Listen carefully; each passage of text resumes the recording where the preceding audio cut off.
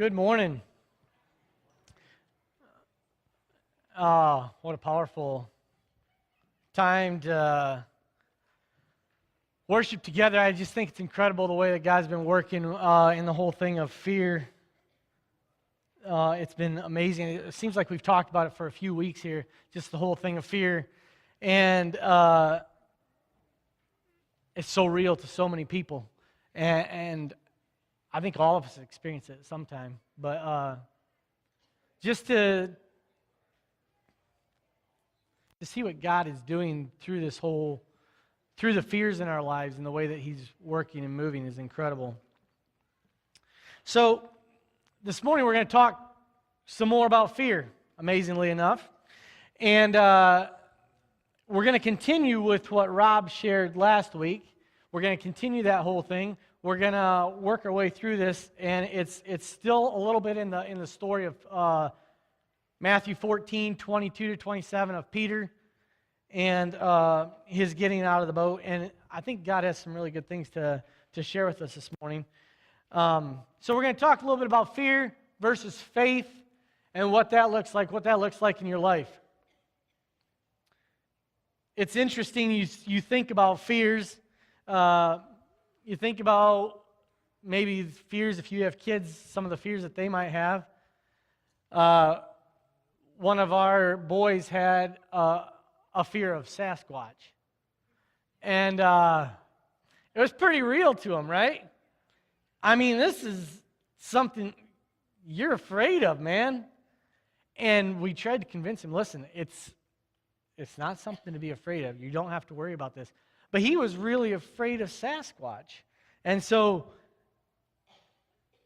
probably didn't help that they had an uncle that looked like Sasquatch. So I don't know if that played into it at all. But I have to wonder sometimes in our lives, you know, what the fears that we have, God looks down and He says, what are you fearing? What are you afraid of? You know, it's pretty real to us, but God knows all about it. So, I want to look. What is it that we fear? What do you think the top 12 things are that Americans fear? So I got this, Washington Post did a survey, and they went over the top 12 fears of humans. Number one, oddly enough, was public speaking. Imagine that. That's pretty real to a lot of people, something that I very much struggled with in the past. Number two was heights. We'll get into that a little bit more a little later on here. Number three is bugs, snakes, or animals. Some people hate them. I mean, just a mouse. I've seen, grown men will jump on a chair to get away from a mouse. Brian Sneed had a bat in his house the other day. He was freaking out. Number four is drowning. Some people have a real fear of water or of drowning. I had I think she was 2 years old, a cousin that fell into a pool and drowned. If that's happened, some people have very real fears of drowning. Number five was blood or needles. Don says his is hypodermic needles. Man, he just hates them. Number six is claustrophobia. Number seven is flying. If you have watched any Monday Night Football in the past, not anymore, but in the past, John Madden used to do Monday Night Football. John Madden would travel all over the country, and he used to do it on a plane. But then he got this incredible fear of flying. And probably more than anything, he said it was claustrophobic. He would get in there, and he'd just be like, I need to get out of here. He just started feeling jittery and whatever else. Incredible fear of flying. Because of that, he got a bus, and he travels from the East Coast to the West Coast on a bus, or he did, because of his fear of flying. It's very real. Number eight is strangers. Number nine is zombies. This is on the list. I don't know. I'm just reading what's on the list here.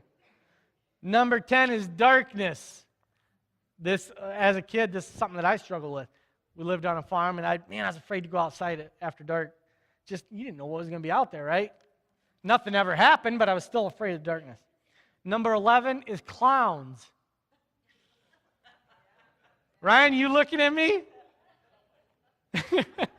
Ryan doesn't like clowns. What kind of a, come on, man. Number 12 is ghosts. Interesting. So that was from Washington Post, their top 12 things that Americans fear. I got one more. It's the top 10 strong human fears. This is just innate fears that some of us have. Number 1 would be losing our freedom. That's something probably we think about at times, losing our freedom. It's a great fear of many people. The unknown, obviously. Number 3 is pain. Nobody likes pain, but it's a great fear. Some people have, man, I don't want to experience pain. Number 4 is disappointment. Number 5 is misery. Number 6 is loneliness. There's a lot of lonely people around, a lot of, you might be lonely in a crowded room, that type of person, just a lot of loneliness. Number 7 is ridicule, being made fun of, in school especially. I remember kids being, just endlessly mocked and made fun of. Number 8 was rejection. Number 9 is death. I was surprised by that. I figured death would be much higher there. And number 10 is failure. And if I got to be honest with you this morning, that would probably be my top fear. And I talked to several men after the last service. It was interesting. I talked to 2 or 3 different guys, and they said the exact same thing. Failure would be their greatest fear. And inadequacies, not feeling like you measure up, is such a great fear for so many people. So we're going to, like I said, we're going to follow up with what Rob had last week. He had 4 points last week. We're going to review those real quick. But before we do that, I wanted to read Matthew 14, 22 to 27. I know we've gone over it before, but just to make sure it's fresh in our minds, real quick here. Immediately after this, Jesus insisted that his disciples get back into the boat and cross to the other side of the lake while he sent the people home.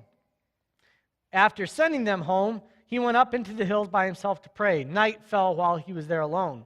Meanwhile, the disciples were in trouble. Far away from land, a strong wind had risen, and they were fighting heavy waves. About 3 o'clock in the morning, Jesus came toward them, walking on the water. When the disciples saw him walking on the water, they were terrified. In their fear, they cried out, "It's a ghost!" What did we just see? That was one of the things on here, right? Great fear. But Jesus spoke to them at once. "Don't be afraid," he said. "Take courage. I am here." So with what Rob shared last week, I thought it was really good. He shared some of their own personal stuff as a family and just some things that they'd gone through. And he was just talking about the whole thing of faith. So the 4 points he had was, number 1 was faith recognizes God's presence. That's so good. What is it that we're fearing and why are we fearing it? Number 2 is true faith discerns foolishness. Number 3 is faith takes a step. Peter had he had to take that first step out of the boat. And then true faith expects problems. Wow, that's a fun one. I'm going to expect problems, but it's going to happen. True faith expects problems. So, let me give you an example. My wife hates heights. And when I say hates, I mean with everything that's inside of her, she hates heights. She will hardly wear high-heeled shoes. She is so afraid of heights. I mean, it's like deathly afraid. We have gone to a mall before. We're going up the escalator. It makes her afraid. I mean, you need to understand this. One time we had I was at an auction, a fundraiser auction, and they had a Cubs basket, Chicago Cubs. And I said, sure, I'll buy it. I like the Cubs. And so I bought the basket, and in there was tickets to the baseball game. So we went to Chicago, my wife and I did, and I didn't know where the seats were at. All I knew is I had tickets to the Cubs game. So we're going to find our seats. We're going up higher and higher and higher. I didn't think a thing about it. We're on a walkway that's probably 8 feet wide. And as we got higher, I'm not lying, she sat down in the middle of the walkway. She said, I'm not going any further. She hates heights, if you didn't understand that. So a couple of weeks ago, it was a month and a half ago now, our family went to Yellowstone. And it's amazing. It was absolutely fantastic. But just before you get into Yellowstone, you start getting into the mountains. We got into the mountains. It was 75 and sunny. You couldn't have asked for a better day. It was glorious. So we're going up the mountains, and it's foothills of the mountain. And I'm like, wow, look at that. That's amazing. Jim, keep your eyes on the road. Don't look around, because she's so afraid of the drop-off and whatever else. Just the drop-off, it's not a big deal. So anyhow, we keep going. We make it over. It was beautiful. We get into Yellowstone. I've never been in Yellowstone before. Yellowstone is amazing. It's really beautiful. Got in there, and there's even mountains in Yellowstone. And so we're going through there. It was really cool. We're traveling around in there. We go to leave, and we say, okay, how do we want to get out of here? My wife decides she's going to be the navigator because of her fear of mountains. She starts looking at the map, and if you go out of the northwest side of Yellowstone, she starts looking, and we would go over Sheep Eater Cliff. I'm not lying. That's what it's called, Sheep Eater Cliff. She goes, we're not going that way. We're going the other way. Didn't actually look that much at what was the other way, but she goes, we're not going over Sheep Eater Cliff. Okay, that's cool. So we start heading out. We get out of Yellowstone, get through the park and everything. Start heading out, and as we're going along, there's a few people following us, and I notice we get to a road, and everybody turns off but us. That's all right. So keep going a little bit further, and I see a sign that says, road not maintained from December to April. Okay, that's all right too. Keep going a little further. I see a sign that says no vehicles over 40 foot. Or it says vehicles over 40 foot not advised. Okay, what are we getting into? So we keep going along, and we get higher and higher and higher, and we're going up. It's, there's a few hairpin curves, but nothing major. And we're watching on the GPS, it shows your elevation, and we're going, progressively higher. We got to the top, and I'm not kidding you, we were at 11,000 feet. 11,000 feet. It's 2 miles in the air, 2 miles above sea level. And so, wow, that was amazing, Little did I know that the downhill side made the uphill side look like a breeze, a walk in the park. We started down, and I'm not even kidding you. It was like nothing I've ever experienced in my life. I absolutely loved it. My wife was sitting there with her arms around the armrest, her feet straight out in front of her. And it was 100% hairpin curves. Just at one point, we were going this way, and I could look down to my left, straight down about 4 levels, and see our road down there. It was amazing. She, on the other hand, if I would look, she would scream at me to keep my eyes on the road. So I had to do this number, It was incredible. We went the whole way through that thing, got down. It was the most beautiful road I've ever been on in my life. We got done, got down to the nearest gas station, and I was filling up, and then we went to the park where we stayed, and they said, how'd you get here? What route did you take? I said, we brought 212. Oh, Beartooth Pass? I said, yeah, Beartooth Pass. We looked it up.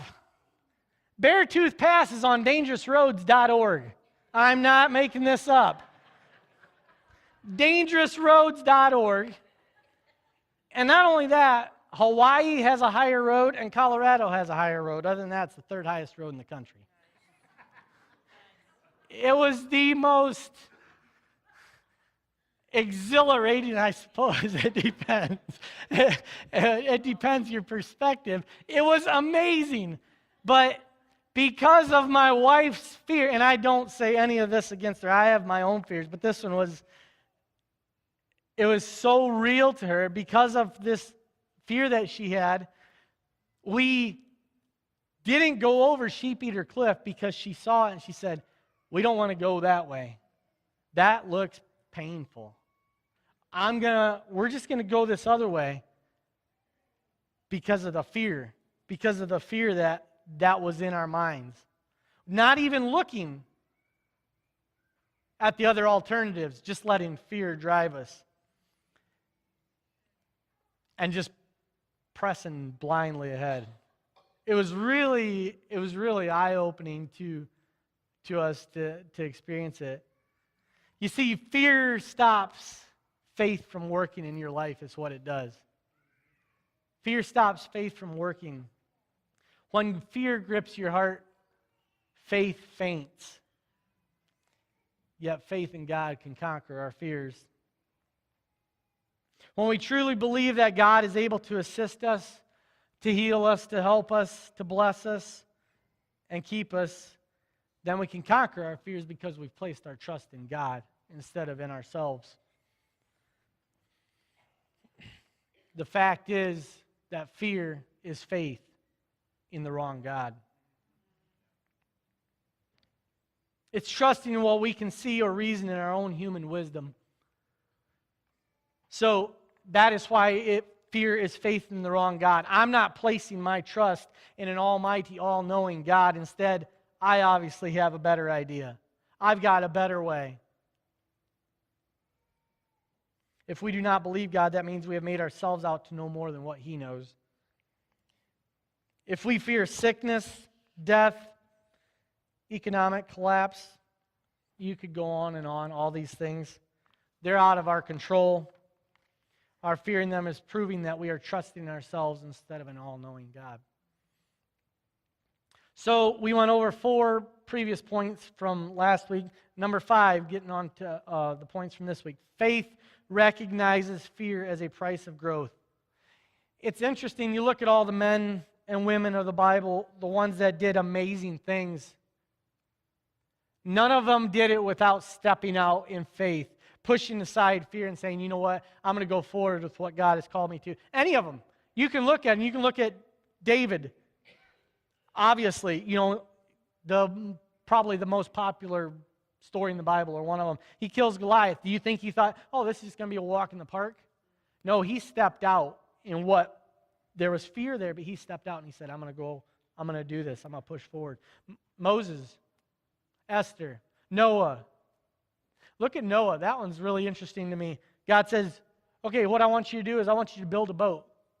Build a what? A boat. Okay. Why? Because it's going to rain. He'd never heard of rain before. It had never rained. But yet God told him to do that. God told him to build a boat. So for the next 120 years, he built a boat while people laughed and ridiculed him and made fun of him. But he stepped out in that faith, pushing aside the fear. Think about how different their stories would have been, just many stories in the Bible, if they hadn't stepped out in faith. So how about you? Do you want to grow? Do you want to deepen your walk with God? Is fear holding you back? If so, you're missing out on incredible blessings and walk with God that can't be matched. We'll have to face some of our fears to enable us to follow Jesus where He wants us to go. When He wants us to get out of the boat, walk on the water, we'll be uncertain. You may not know all the aspects. God calls you to do this, and you're saying, well, God, look, I can't do that. I don't know A, B, C, or D. What are you doing here? God says, I didn't ask you to have an explanation for all those things. All I'm asking you to do is to step out of the boat, and that's the first step.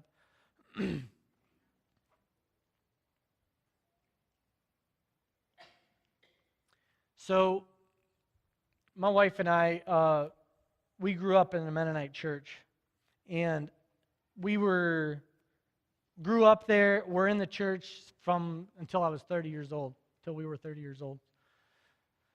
And it was home to us. It was comfort to us. It was comfortable. That's what we knew. My dad was and still is the pastor. And everything that we did revolved around that. I mean, that was our social life. That was everything we did pretty much, revolved around that. And my wife and I started to feel like God was maybe calling us elsewhere. And it was scary because, people would say, oh, you're taking the easy route out. It wasn't. This is what we knew. This is who we knew. This is what we did. This is all we've ever did. I never once woke up on a Sunday morning and said, where am I going to church today? Because this is what I had always done. And my wife and I started to pray about it, and we said, God, what is it? What would you like us to do? And we didn't know. Because for one thing, leaving that, people would really have questioned, what are you doing? What are your motives? But God, are you calling us out of this, is what we were thinking. We visited a few churches. We visited Firm Foundation. And we didn't know what God had in mind. So, one day at work, one night, I'm a farmer. I was chisel plowing. I'll never forget it. I started late. It was like 10 o'clock at night, out there chisel plowing. Roll along, everything's going good. And I don't know, probably 1 o'clock, I see my volt gauge started to go down. I was like, what's going on? So I drive up to my truck, get my flashlight, and look in there, and here the belt had come off the alternator. I was like, man, I want to finish this. But I thought, you know what? It's a full moon. I mean, it was beautiful. Full moon. I said, I'm just going to finish it without lights. I could see it was really, really pretty. So I went back out in the field, and it was so neat because it was just me and God. I mean, just in the stillness, in the darkness, it was just me and God. And in the full moon, it was beautiful. I started to cry out to him. I said, God, the last thing I want to do is leave my family where you've not called me. The last thing I want to do is to go somewhere other than what you have for us. And I just cried out and I said, God, show me. I need to know what it is that you have. And I was maybe expecting like a jet to fly over and write in the sky, what I was supposed to do, or maybe fireworks were going to write. That didn't happen. I was probably disappointed. I worked till about 3 o'clock, and I went home. I just slept for a few hours and got up the next morning, so I didn't have my devotions. I went to work again, and then that evening I came back, and I had my devotions, and I was reading through 1 Peter. I was reading 1 Peter. I got to 1 Peter 5. And I was reading through it, asking God for his wisdom. And I got to verse 10. It said, in his kindness, God called you to share in his eternal glory by means of Christ Jesus. So after you have suffered a little while, he will restore, support, and strengthen you, and he will place you on a firm foundation. And it was so neat to me. I mean, to me, it was clear as a bell what he was calling us to. And, when I stop and think back and I look over it and I say, if we hadn't stepped out of our comfort zone, that was all we had ever known, that was all we had ever done. If we hadn't stepped out, all the blessings that we would have missed, all the opportunities that we would have missed. But God had called us out. So we had to push that fear aside and say, I don't know what it looks like. We don't know what the future looks like. But we're going to step out in faith. And because of that, God's been able to use us, and I'm so grateful for it. Fear wanted to hold us back, and we saw many reasons to stay. I mean, really, where we were at, there were a few unknowns. But yet, God wanted us in a different situation. The truth from this portion of Scripture here in Matthew is the fear will never go away. You will experience fear, and something that I didn't tell you about our trip out west was, so I didn't realize it, but here Yellowstone has its own Grand Canyon. It's pretty amazing. I mean, Yellowstone's huge, and I was like, wow, it's got its own Grand Canyon. So we went there. And we went there to the Grand Canyon. It's got, obviously, rails and stuff around it. But that didn't matter to my wife. She said, I'm not getting out. I'm not getting out. You can take the kids and you can go, but I'm not getting out. I said, okay. So we went to this overlook. It's overlooking it's probably 1,500 foot straight down. It was really breathtaking. And so we're looking, and then we saw another overlook down here. So we went down there, hiked down the trails, got down there, checked it out. Amazing. Went back up and met my wife coming towards us, and she was crying.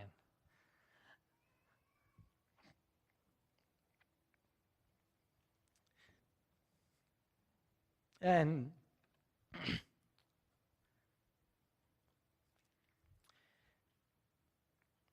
she told me how she was having a conversation with God, and she said, God, why?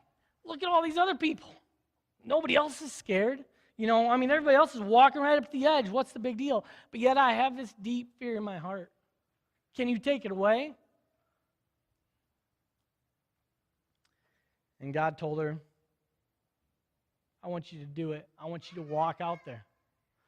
I want you to do it afraid. Even though the fear was still there, He was asking her to step out. The fear may not be taken away in your circumstance. She stepped out, and she checked it out, and she was able to see how beautiful it was because she had pushed aside that fear. If you conquer one set of fears through faith in Jesus, there's quite often going to be another one. You're not going to get through and say, we're home. No more fears, no more trials. There's going to be another boat, another storm to conquer. I'm sure that we never arrive. If we think we have arrived, we most likely haven't. Peter took a step of faith from this boat, but would not take a step of faith after Jesus was taken captive and before the rooster crowed. If you think about it, here's this opportunity. He's in a boat. Jesus asks him to step out. He steps out. That's as amazing as can get. You step out into the water. That's what Jesus asked him to do. And he did it. But then you think about it, not too long later, he's in a courtyard and there's all these people around, and they said, do you know him? And he said, I don't have a clue who he is. 3 times.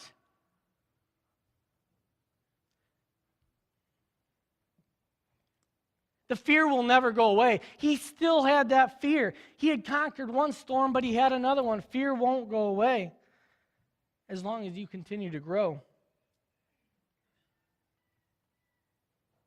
Fear and growth go together like cheese and macaroni. Let me tell you this story of Gideon. If you know it, it's in Judges 6-8. I'd love to just read it to you. It's a little bit long. Gideon, if you know the story, the Israelites had come out of slavery. They were doing their thing. Everything's going all right. But they start to get surrounded by the Midianites. The Bible says that there were so many Midianites, you couldn't count them. I mean, they had they had so many camels and animals that you couldn't even count them all. And the Midianites were just as many. There was hundreds of thousands of them. I don't know how many. And so what's happening is the Midianites are taking the Israelites' food. The Midianites are suppressing the Israelites. And the Israelites come to God and they say, God, what can we do? Help us out. God says, all right, I'll help you out. He goes, I've got a man over here named Gideon.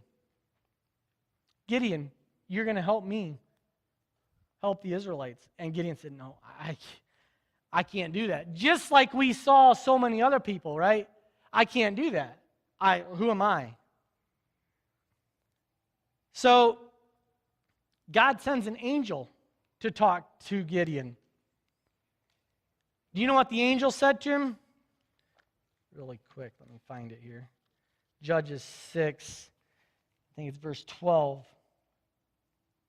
The angel of the Lord appeared to him and said, "Mighty hero, the Lord is with you." He called Gideon a mighty hero. Gideon didn't see himself as, I can't do this, God.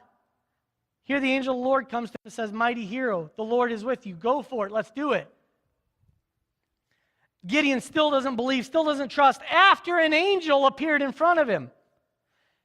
He says, "I need another sign. I need a fleece." He put out a fleece before the Lord. The Lord confirmed that sign. Boom, let's go. Gideon still is shrinking back. God, I can't do this. So God goes, "All right, here's what I want you to do." He goes, "I want you to get all your men together. We're going to look at conquering these Midianites." He goes, okay. He gets all his men together.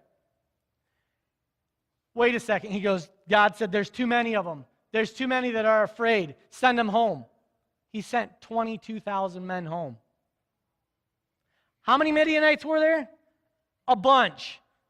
How many men did he have? He had 32,000. He sent 22,000 home. He's got 10,000 left.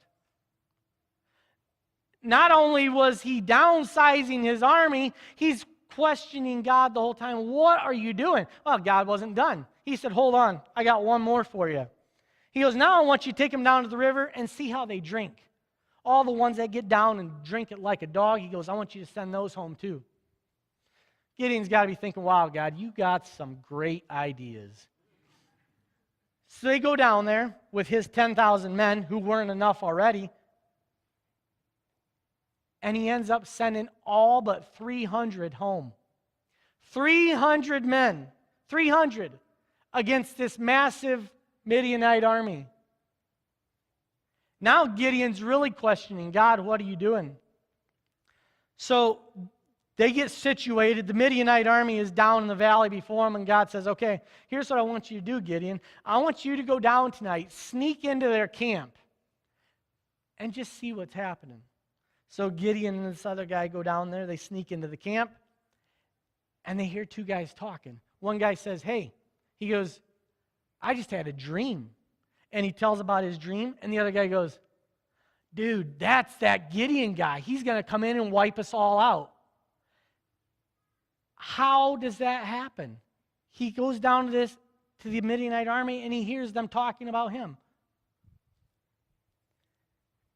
So now his faith is getting a little more pumped up, so he takes his men and he goes, God, now what? And God says, now I want you to take a few pots. I want you to take a candle and some horns. And this is how you're going to defeat them. He's questioning God the whole time. What are you doing, God? Long story short, if you know the story, the Midianite army turned on themselves, killed each other, and over 100,000 were defeated that day. Because Gideon stepped out what he didn't think he could do. He stepped out of what was completely outside his comfort zone. And he said, God, what is it you got for me? And he defeated the whole Midianite army.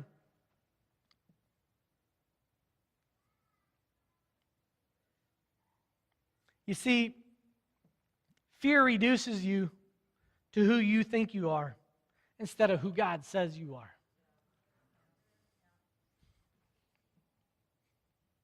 Fear makes you say, I can't do it. It's impossible. You're right. You can't do it.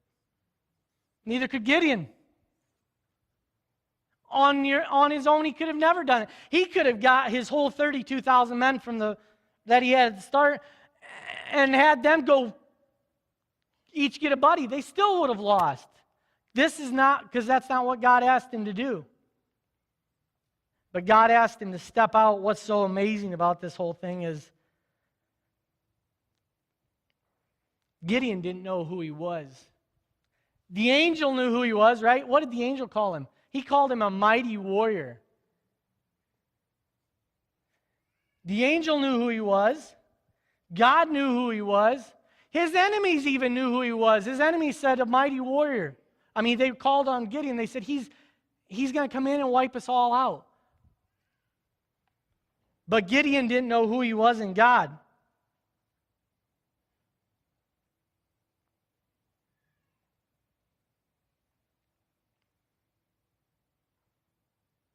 The decision to grow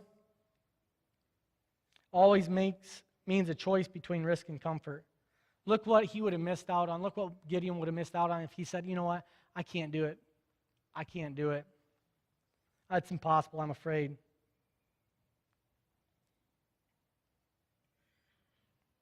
To be a follower of Jesus means we must renounce comfort as the ultimate value of our life. Fear reduces you to who you think you are. I'll say it again. Instead of who God says you are. God said Gideon was a mighty warrior, but Gideon didn't see himself as a mighty warrior.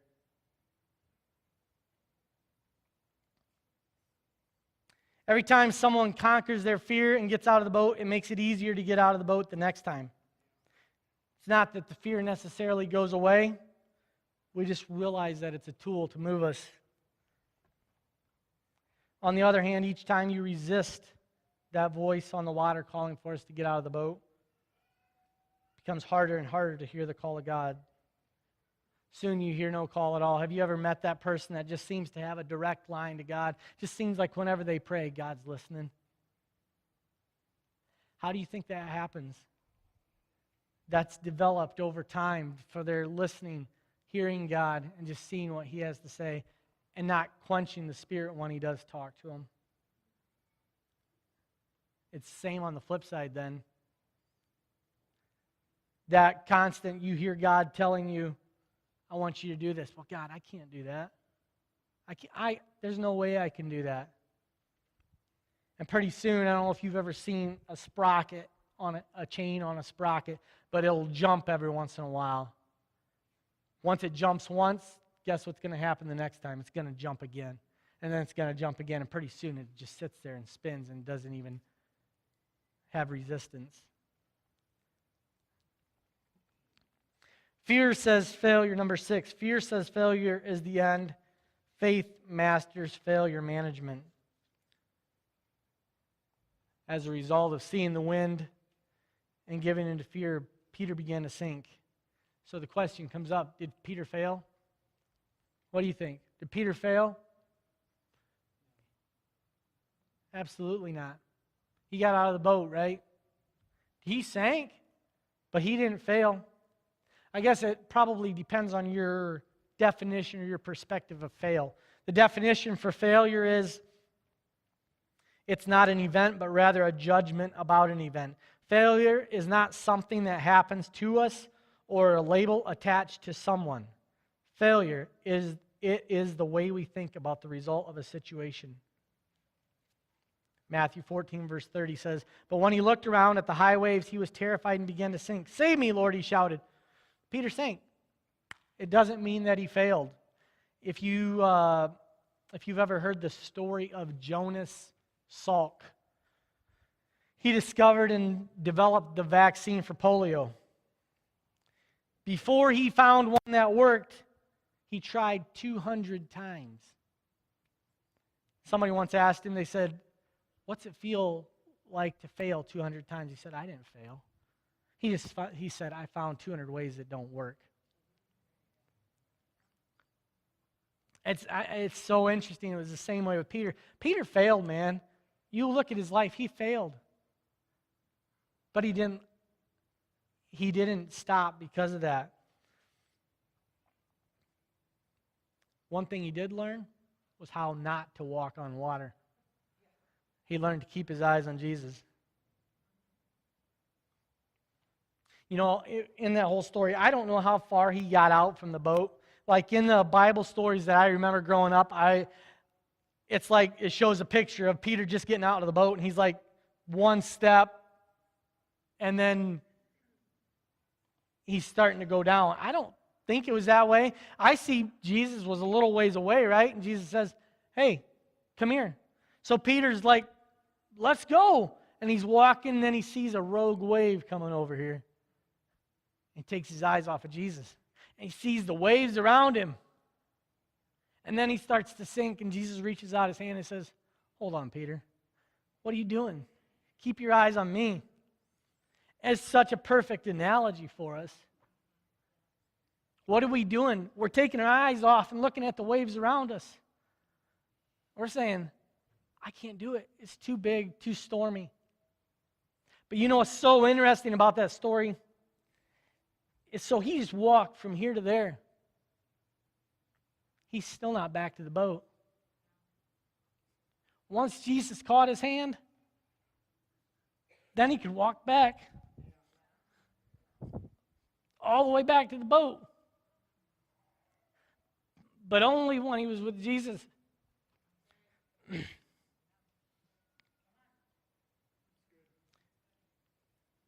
Failure never shapes your life. It is how we respond to failure that determines our existence.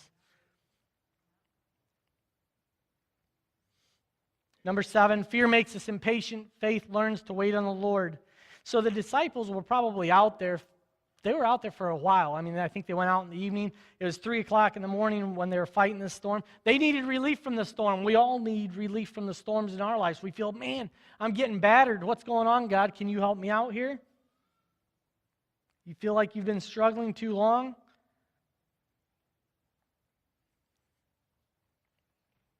We often have to wait on the Lord to get the answers we desperately need. We want them now. I want the answer now. God, I just prayed 10 minutes ago. Why don't I have the answer? In our microwave fast food society, we think we've got to have it instantly. Bam! Where are you at, God? I just prayed. Why haven't you given me an answer? It's interesting. I actually looked it up. The average human attention span in 2000 was 12 seconds. Now it's 8.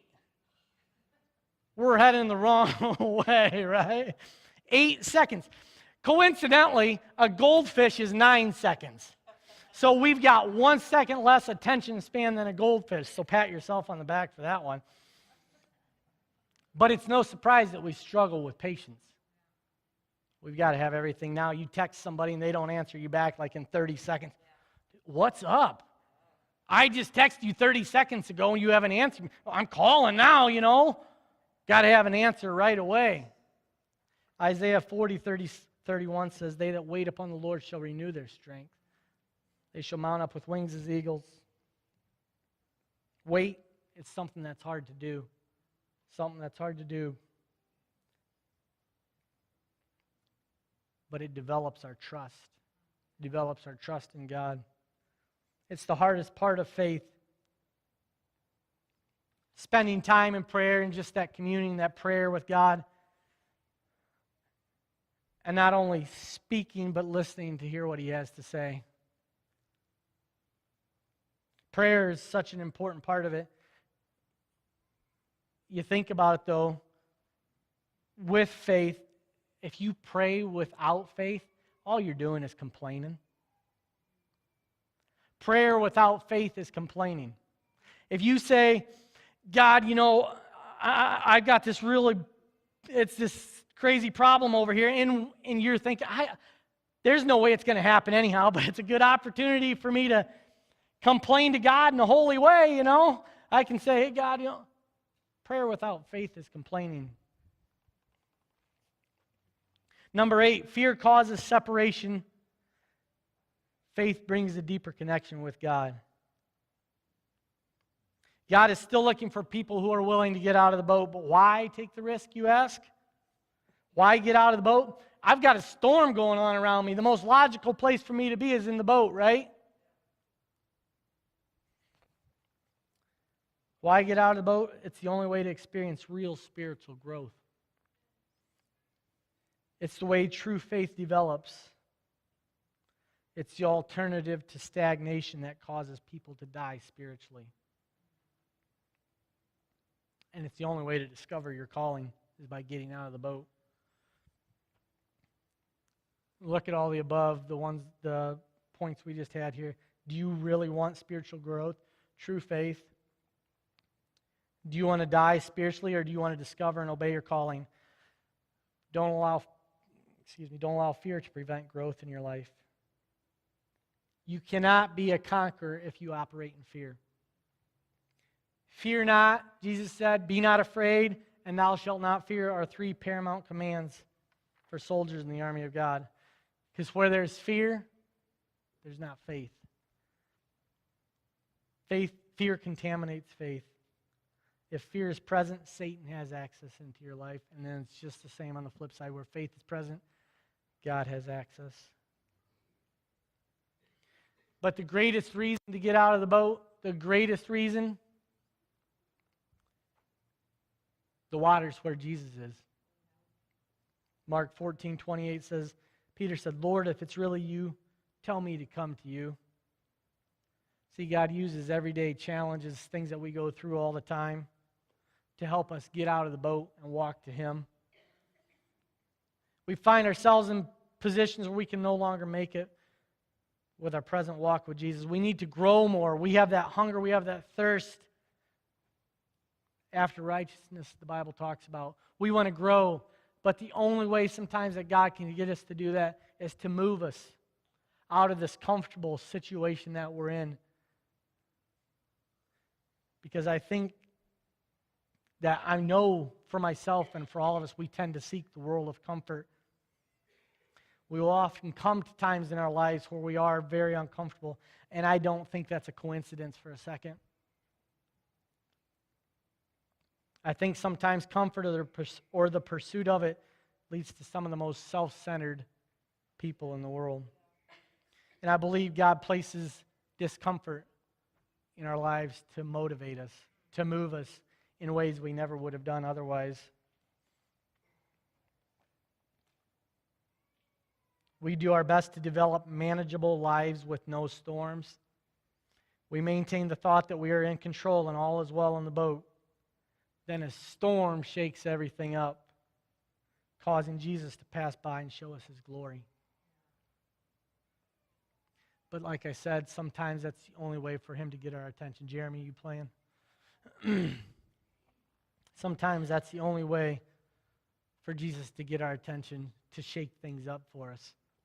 It's not something that we want, but that's His way of getting our attention. I mean, if you think about it, if I'm living on the beach and I have nothing to worry about, I'm probably not very motivated to do something different. But sometimes God calls us. He says, hey, I want you to come. I want you to do this thing that I know you're not comfortable with. I know you don't want to do it. You have a great fear about it. But I'm calling you out. I want you to do this. And that's when we have to push fear aside and step out in faith. Our response will determine the level of victory we experience in our life. Stand up with me, please. If we respond in fear, we will remain in the present life status and lose opportunities to experience God. Do you want to experience God? Or do you want to stay in your boat?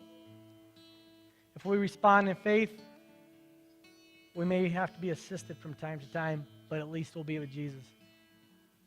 Look at Peter. He responded in faith. He needed assistance. He needed help, but he was with Jesus. So what boat are you floating in? What storm is raging in your life? Will you, like Peter, get out of the boat and take that step towards Jesus, not knowing what the outcome will be, but knowing that's where Jesus is? It's time to walk on the water. It's time to get out of the boat, whatever Jesus is calling you to. Let faith guide you instead of fear. Instead of allowing that fear to hold you back from something you know God is calling you to do. God, thank you so much, Lord, that you don't allow us just to sit comfortable, but God, you call us out and you say, here's what I need you to do. But God, I can't do it. I can't do it, God. God's asking you to. And if you want to deepen your relationship with Him. If you're struggling with fear this morning, I ask that you come forward and that we'll have prayer with you. If you're struggling with not stepping out in faith, you know God's called you to do something, but the waves look way too big. I don't know how I could ever do that. God's calling you. If that's you, come forward. We'll have prayer with you.